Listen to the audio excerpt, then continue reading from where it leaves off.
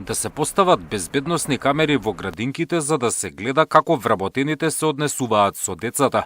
Ова го бараат загрижени родители кои предлогот го испратиле до Медјаши.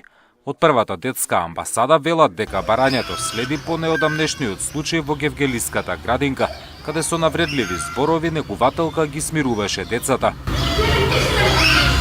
Денеска упативме до Министерството за труд и социјална политика писмо врз основа на иницијатива на граѓаните да ни дадат информација дали размислуваат за воведување на ваква алатка каде што родителите веќе пројавуваат одредена загриженост и недоверба во однос на институциите каде што децата им се доверени на чување, воспитување и згрижување.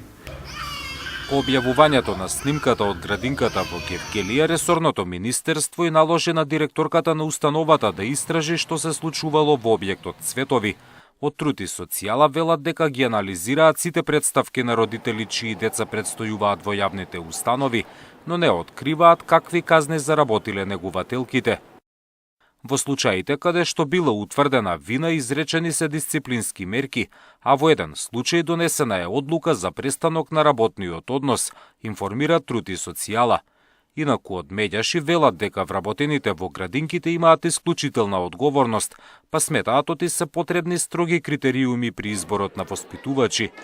Оно што треба Министерството за труд и социјална политика е да вработува кадри кои се високо мотивирани, обучени и кои ја сакаат оваа професија, која нагласив дека е благородна и потикнувачка и за самите нив, затоа што не може секој да работи со мали деца од 0 до 6 години и бара навистина многу љубов, трпение, внимание.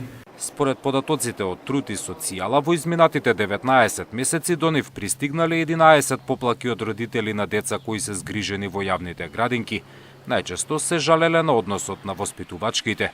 Зоран Јаневски, Сител телевизија.